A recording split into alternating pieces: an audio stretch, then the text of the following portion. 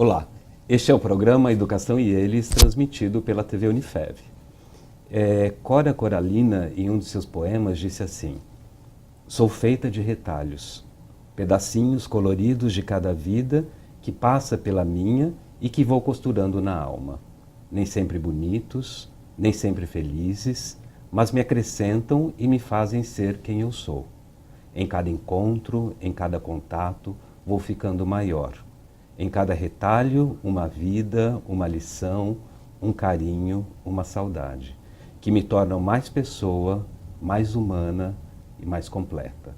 E para falarmos sobre memória e cidade, temos aqui a presença da Maria Júlia Barbieri Timberg. Olá, Júlia, tudo bem? Tudo bem. Eu vou ler então um pouquinho do currículo da Júlia. Ela é arquiteta e urbanista, formada pela FAAC, Faculdade de Arquitetura, Artes e Comunicação da Unesp, do campus de Bauru, no ano de 2002.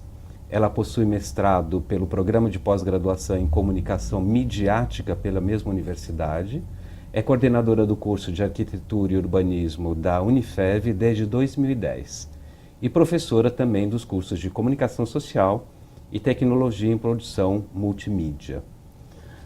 Júlia, primeira pergunta então, há quanto tempo você dá aulas na Unifev? Na Unifev desde 2007, 11 anos já que eu estou aqui já. Júlia, e aí tanto para arquitetura quanto para comunicação? Isso, quando eu entrei pelo processo seletivo já era para atender esses dois cursos. Produção multimídia veio depois, Veio depois, né? um Você pouquinho. lembra em que ano, mais ou eu menos? acho que 2008 ou 2009 já tinha curso. tinha, que era o web design e aí virou produção multimídia. E vamos então especificar, vamos voltar para o poema da Cora. Do que é feita, Júlia, então, nesses retalhos de memórias, nessa trajetória? Você poderia contar um pouquinho para a gente? Eu posso contar, eu acho que esse poema é muito legal, assim, fiquei pensando nele enquanto você lia, porque eu acho que a memória é exatamente essa questão dos fragmentos, né? Então, quando eu pensei sobre isso, sobre o tema do programa, me veio muito à mente que a gente tem muito uma relação da memória material.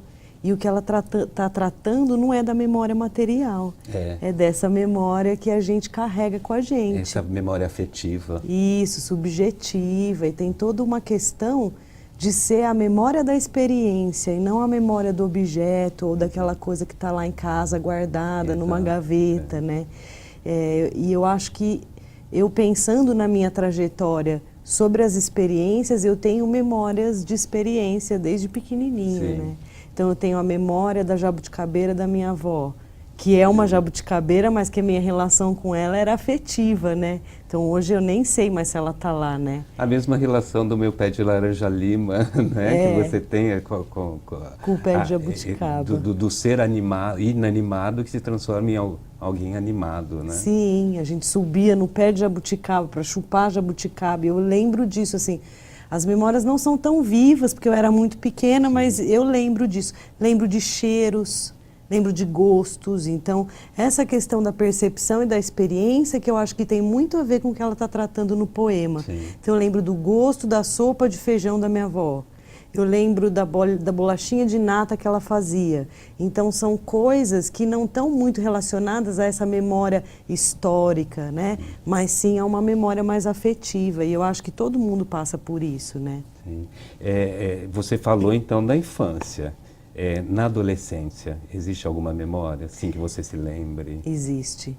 Que Existe tenha marcado? Eu acho que na adolescência, eu acho que é a memória do contato, assim, dos amigos, da companhia, da coletividade, assim, de gerar uma memória coletiva. Sim. E não mais individual, porque a gente anda em bando na adolescência, sim, né? Sim. E aí é onde os amigos da infância se tornam os amigos que vão ser os nossos amigos. Então, o que eu lembro muito da adolescência é essa coisa do bando, o bando de amigos fazendo coisas, né? Sentando junto para tocar violão, aprendendo as coisas, estudando junto, que era um momento de muito estudo, né? Adolescência, por conta do vestibular, enfim. Então eu tenho essa memória mais coletiva, assim, das amizades mesmo. Júlia, eu sei que você tem uma filha, e a tua memória com relação a ser mãe. Existe uma Júlia antes de ser mãe e uma Júlia depois de ser mãe ou não? Essa história não existe? Como você vê isso? Existe. Eu acho que existe, só que não é uma questão muito delimitadora, assim. Então, às vezes, eu me pego fazendo coisas que eu fazia antes de ser mãe. Eu me vejo criança, às vezes, Sim. com a Alice. Aí eu vou Sim. buscar minhas memórias de infância. Sim. E começo a perceber como ela tem traços de comportamento que são meus de pequena. E aí eu estava até pesquisando sobre isso, que a gente tem uma memória que a gente carrega, que ela não é uma memória construída pela experiência, mas que ela é uma memória que está no gene. Olha que coisa muito interessante isso. Porque ela não participou dessa minha experiência de criança, ela não me conheceu criança, mas tem coisas que a Alice faz que são coisas que eu fazia. Por exemplo, cutucar uma casquinha de machucado. Ela faz isso, eu falo, gente, você faz isso, mas eu também fazia. E eu comecei a reconhecer nela comportamentos meus. Então eu acho que essa memória genética, eu falei, gente, é a prova de que isso existe mesmo. E esse negócio de antes e depois de ser mãe, a gente muda muito. Então, quando nasce um filho, nasce uma mãe, né? E essa questão do instinto, ela aparece de uma maneira muito forte, né? Porque você tem que lidar com uma vida, né? E aí você aprende a lidar com essa vida. Só que eu acho que não é uma mudança drástica. Não existe uma Júlia antes e uma Júlia depois. Existe uma Júlia que se transformou em mãe, né, e que carregou todas essas memórias. E na arquitetura, existe esse retalho? E aí eu vou mais ou menos me pautar pelo seu currículo. Existe um retalho entre arquitetura, comunicação e produção multimídia? Eu acho que sim. Na verdade, a minha busca pela área da comunicação foi exatamente no sentido de que se a arquitetura comunica alguma coisa, como ela comunica? E aí a minha pesquisa inteira se baseou na ideia de memória, que não é a memória histórica e material, porque a arquitetura em si, ela trata da memória material, mas ela não trata da memória subjetiva, né? Nesse sentido. Você cria relações identitárias com o espaço, mas a pesquisa na área da arquitetura está mais preocupada com o espaço e menos com essa percepção e afetividade. Então, o que eu fui buscar na comunicação foi exatamente isso. E lá na minha pesquisa eu pesquisei muito Bergson, que é um filósofo, que ele trata da memória especificamente. E aí ele vai lidar com essa relação da memória subjetiva e afetiva. Então, foi isso que eu encontrei. Se a arquitetura comunica, ela comunica para a tua experiência. E, invariavelmente, o espaço vai estar na tua memória. Então, retomando a jabuticabeira da minha avó, é uma questão do espaço que fica numa memória subjetiva. E já que você carrega tudo isso, né, esse processo de intersecção na vida, na profissão, você procurou levar para o seu curso toda essa experiência? O curso de arquitetura da Unifev, ele contempla essa questão da memória, de que maneira, em quais disciplinas? A gente tem disciplinas específicas. Por exemplo, a gente tem uma disciplina que chama Técnicas Retrospectivas, Conservação e Restauro, que é uma disciplina totalmente baseada na nossa questão do patrimônio histórico, arquitetônico, né? Os outros também, mas mais o arquitetônico. E nessa disciplina a gente aprende as leis todas, as normas, todos os órgãos que regulamentam a questão do patrimônio histórico aqui no Brasil. Que a gente tem o IPHAN, que é o Instituto Nacional do Patrimônio Histórico e Artístico, e em São Paulo a gente tem o CONDEFAT, que é um Conselho de Defesa do Patrimônio. Então isso é tudo abordado dentro dessa disciplina, né? Além disso, essa é bem específica, além disso o curso de arquitetura tem uma carga horária de história da arquitetura muito vasta.